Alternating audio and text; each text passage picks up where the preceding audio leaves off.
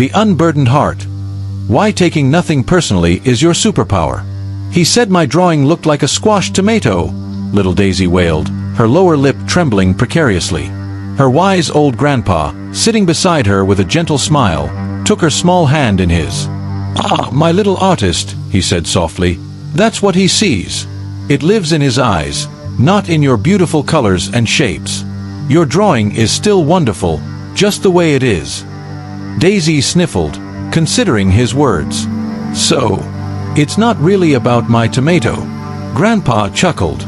"Exactly, my dear. Most of the time, what people say and do tells us much more about them than it does about us.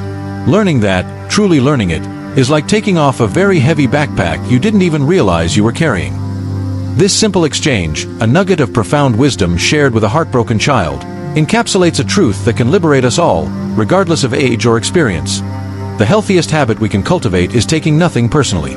In a world teeming with opinions, criticisms, and actions that can feel directed squarely at our hearts, the ability to detach, to recognize that others' words and deeds are often reflections of their own inner landscapes, is not merely a coping mechanism, it is a superpower. It is the key to unlocking emotional freedom, fostering stronger relationships, and navigating the complexities of life with a lighter, unburdened heart. This isn't about becoming indifferent or emotionally detached.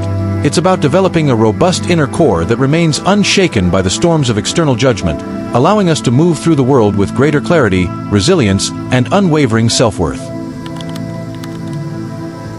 The Illusion of Personal Attack, Unpacking the Why. Why do we so readily take things personally? It often stems from a deep-seated need for validation and belonging, coupled with a fragile sense of self. From a young age, we are conditioned to seek approval from our caregivers, peers, and society. When that approval feels withheld, or when we encounter criticism, our primal instincts kick in, interpreting it as a threat to our social standing and, by extension, our survival. Imagine a small sapling in a bustling forest. Every gust of wind, every shadow cast by a taller tree, can feel like a personal assault on its delicate growth. It hasn't yet developed the deep roots and sturdy trunk to withstand the environmental pressures. Similarly, our nascent sense of self can feel vulnerable to the winds of external judgment. Furthermore, our own internal narratives and insecurities often color our interpretations of other people's behavior. If someone makes a curt remark, and we are already feeling insecure about our performance at work, we are more likely to interpret that remark as confirmation of our inadequacy, even if it had absolutely nothing to do with us. Our pre-existing beliefs act like filters, distorting external stimuli to fit our internal picture. "He didn't say hello," mused young Toby, kicking a pebble down the pavement, a frown creasing his brow. "He must be cross with me." Perhaps Toby had recently had a disagreement with this person, or perhaps he was feeling generally insecure that day. He immediately personalized the lack of greeting, attributing it to something he had done, rather than considering other possibilities. Maybe the person was preoccupied, had poor eyesight, or simply hadn't noticed him. The Labyrinth of Interpretation, Decoding the Message. Human communication is a complex and often messy affair. Words are laden with individual meanings, shaped by personal experiences, cultural backgrounds, and emotional states. Tone of voice, body language, and unspoken assumptions further complicate the process. What one person intends to convey can be vastly different from how another person interprets it. Consider a seemingly innocuous statement like, "That's an interesting idea." Depending on the speaker's tone, facial expression, and the context of the conversation, this could be interpreted as genuine curiosity, subtle sarcasm, or polite dismissal. The receiver's own emotional state and relationship with the speaker will heavily influence their interpretation. If young Lily proudly presents her idea for a school project and a classmate responds with a flat, "That's an interesting idea," Lily's interpretation will be colored by her own confidence levels and her perception of her classmate's usual demeanor. If she is feeling insecure, she might hear criticism where none was intended. If she knows her classmate to be generally unenthusiastic, she might not read too much into it. Taking things personally often involves jumping to conclusions and making assumptions about the other person's intentions without seeking clarification. We fill in the blanks based on our own internal framework, which may have little to do with the speaker's actual meaning.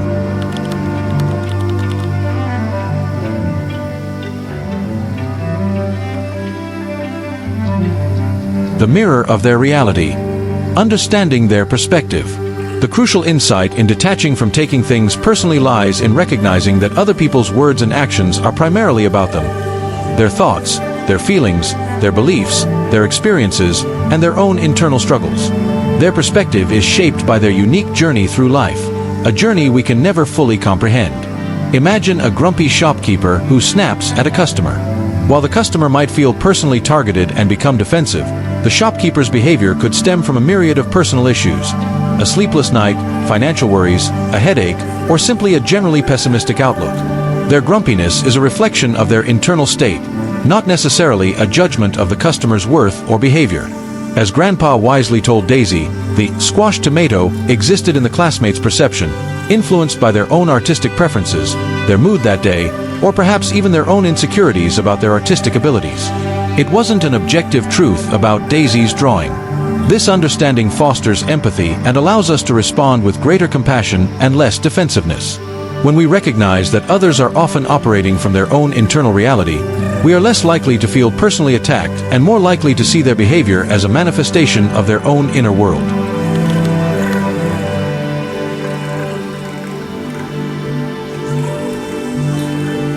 The fortress within. Building emotional resilience. Cultivating the habit of not taking things personally is akin to building a strong, resilient fortress around our emotional core. When external negativity or criticism comes our way, it bounces off the walls of our understanding and detachment, rather than penetrating and causing damage. This doesn't mean becoming emotionally numb or indifferent. It means developing a secure sense of self-worth that is not dependent on external validation. It means understanding that other people's opinions are just that, opinions, and they do not define our inherent value. Finko fa star di oak triwedering storm. The winds may howl and the branches may sway, but the deep roots and strong trunk keep it grounded and intact. Similarly, a strong sense of self allows us to remain grounded in our own truth, even when faced with external storms of negativity. Young Sam, who was often teased for his quirky interests, gradually learned not to take the taunts to heart. He realized that the other children's teasing often stemmed from their own insecurities or a lack of understanding of his passions. By focusing on his own enjoyment and the value he found in his hobbies, he built an inner fortress that protected him from the sting of their words.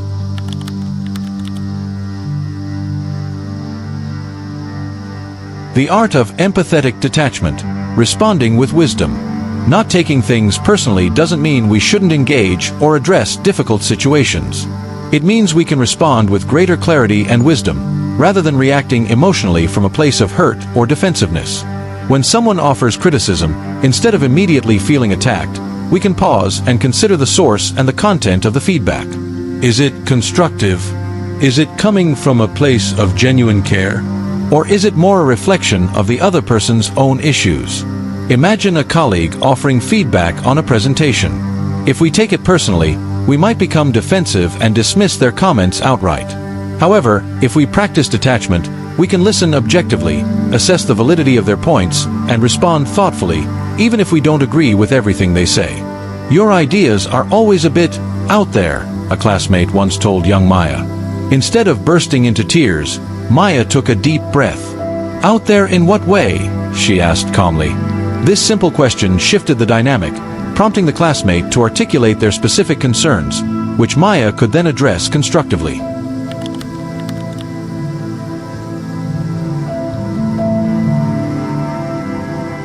Breaking the cycle. Leading by example. When we consistently choose not to take things personally, we not only benefit ourselves, but also create a more positive and less reactive environment for those around us. Our calm and detached responses can de-escalate tense situations and encourage others to communicate more thoughtfully. Think of a ripple effect in a pond. When we drop a pebble of non-reactivity into a situation, the ripples of calm can spread outwards, influencing the behavior of those around us. If young Ben witnesses his friend lashing out at another child due to frustration, instead of joining in the judgment, Ben might calmly say, "It sounds like you're really upset."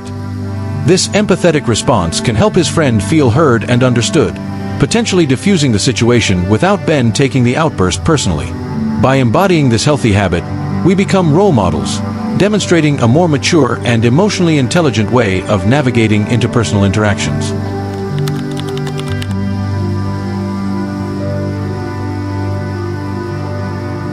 The journey, not the destination. Cultivating a lifelong practice. Learning not to take things personally is not an overnight achievement. It is a continuous practice, a lifelong journey of self-awareness and emotional regulation. There will be times when our old patterns of defensiveness resurface, especially when we are tired, stressed, or feeling vulnerable. During these moments, self-compassion is key. We can gently acknowledge our reaction without judgment and consciously choose to reframe the situation. We can remind ourselves that the other person's words or actions are likely more about them than about us. Think of a gardener tending a delicate plant. There will be days when the weather is harsh, and the plant might wilt a little. The gardener doesn't give up. They provide extra care, shelter, and nourishment. Similarly, when we stumble on our journey of emotional detachment, we can offer ourselves understanding and renewed commitment. Young Lily, who had initially been so hurt by the squashed tomato comment, didn't suddenly become immune to all criticism. But with Grandpa's gentle guidance and her own growing awareness, she gradually became better at recognizing when others' words were projections of their own perspectives, allowing her to protect her artistic spirit and her self-belief.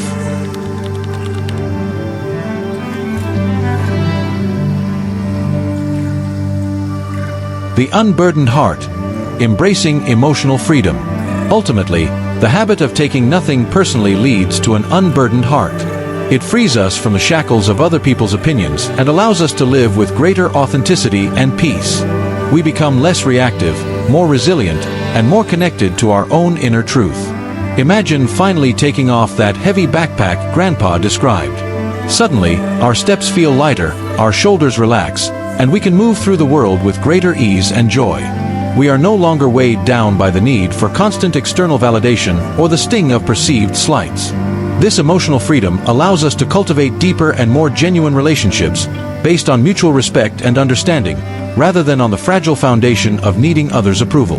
We become more compassionate towards ourselves and others, recognizing the shared human experience of navigating a world filled with diverse perspectives and internal landscapes. The healthiest habit, the superpower of taking nothing personally, is not about building walls. It's about cultivating a spacious and resilient inner landscape where we can weather any storm with an unburdened heart, allowing our true selves to flourish, just like Daisy's colorful and unique drawing, regardless of how others might perceive it. It is in this liberation from the personal that we truly find our strength and our peace. If this message stirred something within you, it's time to take a bold step toward emotional freedom. Hit subscribe on Curiosphere for more soul-stirring insights, powerful mindset shifts, and stories that help you grow from the inside out. Drop a comment below. What's one moment in your life you now realize wasn't really about you? Share this post with someone who needs to hear that what others say doesn't define who they are. And don't forget new video drops this week where we dive deeper into this superpower of not taking things personally. Because your peace is too precious to be handed to someone else.